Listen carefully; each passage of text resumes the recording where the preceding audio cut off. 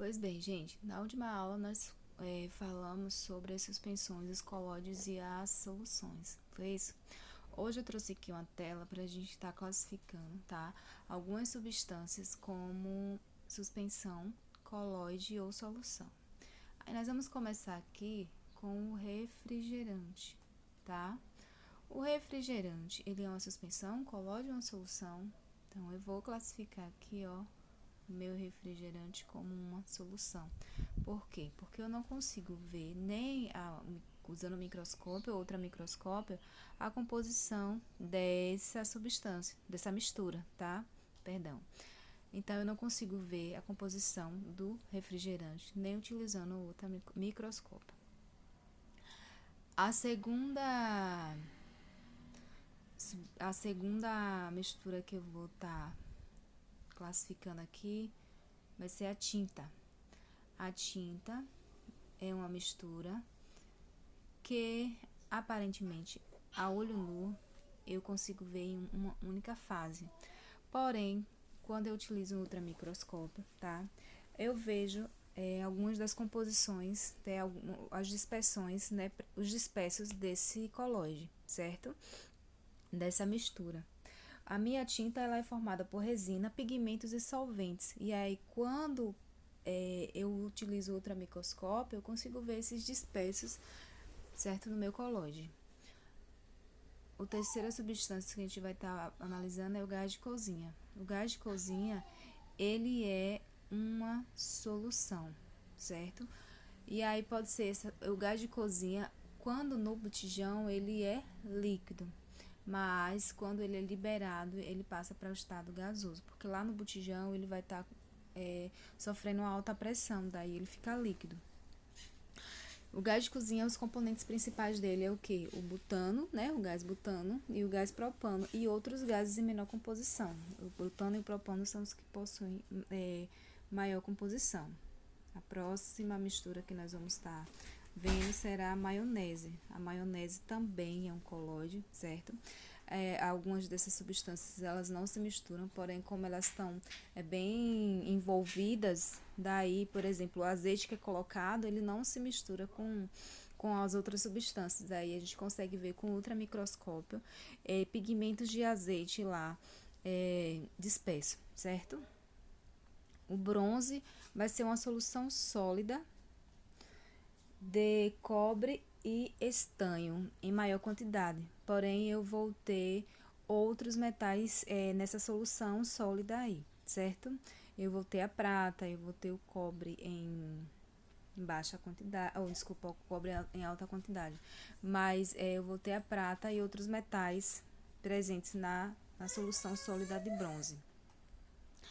A água do mar, ela vai ser uma suspensão, né? Porque eu consigo ver a olho nu areia presente na água. E eu posso ter também outros dispersos, certo? Depende dessa água aí do mar que eu peguei. O álcool etílico vai ser uma solução líquida, certo? E aí eu vou ter o álcool, eu vou ter a água, porém eu não consigo ver nenhum nem outro. E a nuvem vai ser uma solução gasosa, tá? De gases. E aí a gente não consegue estar verificando quais são esses gases. Então, essa foi a nossa classificação aqui nessa tela. Certo, gente? Eu vou mudar aqui de tela. E aí eu já dei uma organizada aqui. Suspensão, água do mar. Eu consigo verificar quais são os componentes da minha mistura.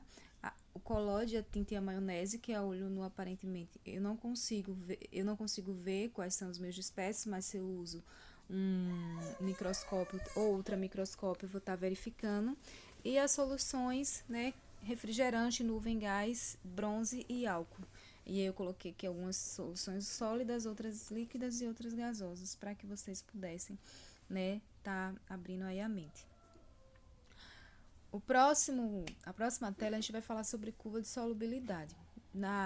No slide anterior, nós vimos sobre coeficiente de solubilidade, que indica a solubilidade da substância, tá, em água. E aí eu trouxe aqui algumas substâncias. Quais são elas? Eu trouxe aqui o clorato de sódio, trouxe o nitrato de potássio, o cloreto de amônia e o cloreto de sódio. Essas substâncias, elas possuem solubilidades diferentes. E aí eu vou estar verificando se elas são mais solúveis ou menos solúveis nesse gráfico aqui, que indica a curva da solubilidade, certo? Então, eu observo aqui, ó, vamos começar por esse rosinha, que é o cloreto de sódio. Eu aumento a temperatura aqui, tá vendo? Aqui, ó, há um aumento de temperatura aqui e o cloreto de sódio, ele não aumenta a sua solubilidade, ele permanece quase o mesmo. Então, o cloreto de sódio, em relação aos outros, ele é quase insolúvel, são 40 gramas para cada 100 gramas de água. Então, ele não é tão solúvel, por exemplo, quanto o cloreto de amônia. O cloreto de amônia aqui, ó.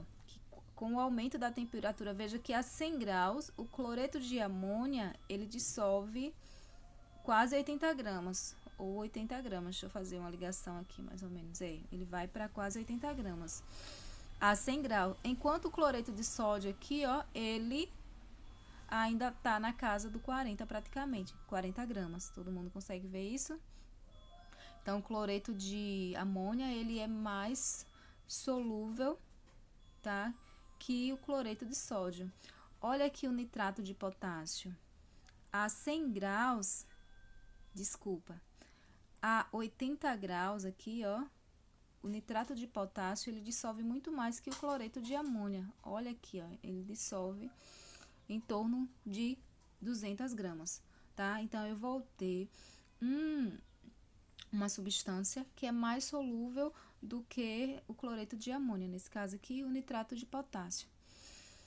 Vou mudar aqui a tela para que vocês possam estar verificando essa solubilidade para uma substância só, ok? Pronto. Aqui eu tenho o nitrato de potássio e a curva de solubilidade dele. Aqui a curva, ó, veja que ela vai crescendo com o aumento da temperatura. Então, eu tenho que a 100 graus, a solubilidade do nitrato de potássio, ela é o quê? 250 gramas, certo? Então, deixa eu apagar aqui para ficar bonitinho, né? Então, o que eu posso estar verificando nesse gráfico aqui? Se eu coloco uma quantidade superior naquela temperatura, eu vou estar verificando se a minha solução é saturada, insaturada ou supersaturada. Se eu coloco uma quantidade inferior, eu posso estar verificando também. Aí nós vimos os conceitos de saturada, insaturada e supersaturada na apresentação anterior, não é isso? Então, vamos analisar aqui, ó. Vamos supor que na temperatura de 100 graus, eu coloque essa quantidade aqui de sal, 100 gramas de sal. Nesse caso aqui, eu vou ter uma solução insaturada. Por quê? Porque a 100 graus, o meu nitrato consegue dissolver a minha solução, né? O nitrato, ele consegue ser dissolvido, né? 250 gramas, ok? Então, eu tenho que, em 100 gramas de água, eu consigo dissolver 250 gramas aqui, ó. Eu vou ligar aqui para vocês verificarem. A 100 graus, eu consigo dissolver 250 gramas de nitrato. Então, significa que se eu colocar só 100, se eu colocar abaixo dessa curva, então, eu vou ter uma solução insaturada, ou seja, uma solução fraca, grosseiramente falando, tá? E se por acaso eu colocar 350 gramas numa temperatura de 100 graus? Então, se eu pego 100 gramas de água e coloco... Deixa eu botar aqui, 350 gramas de cloreto de potássio. Como é que vai ficar a minha solução? A minha solução vai ficar super saturada. Eu vou sobrar um corpo de fundo no meu recipiente de 50 gramas. Não, minto, 100 gramas, porque a 100 graus eu consigo dissolver 250. Se eu coloco aqui 350, então dá uma diferença de 100 gramas, tá? Então, não vai dissolver 100 gramas, porque a 100 graus eu só consigo dissolver 250, certo, gente?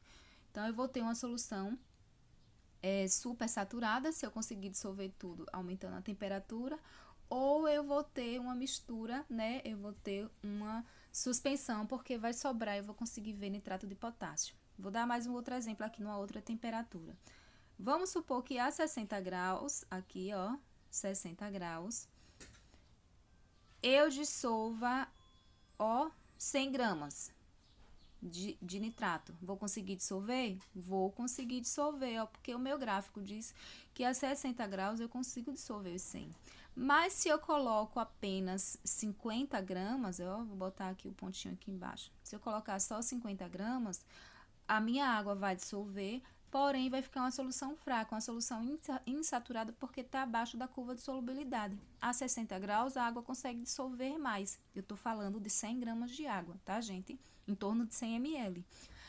Se nessa quantidade de água, nessa temperatura aqui de 60, eu colocar 200 gramas, olha aqui, 200 gramas de nitrato, eu não vou conseguir dissolver tudo, porque a minha curva de solubilidade de nitrato diz que eu só consigo dissolver 100. Aqui, ó, de novo, né? Só consigo dissolver 100. Se eu colocar nessa temperatura 200 gramas, eu vou ter um corpo de fundo de 100 gramas, porque eu vou dissolver 100 e ainda vai sobrar o quê? Mais 100, certo? Então, eu vou ter uma solução o quê? Super saturada. Quando o valor cai dentro da curva, qualquer valor aqui dentro da curva, eu teria uma solução que saturada, ó. Qualquer valor abaixo da curva, eu tenho uma solução que insaturada. Qualquer valor acima da curva, eu vou ter uma solução que super saturada ou uma suspensão, tá? Caso não fique lá dissolvido, ok? Então, é isso, gente. Bons estudos aí. Sejam persistentes. Estamos encerrando, tá, o conteúdo de solução. E na próxima aula nós começamos com propriedades coligativas.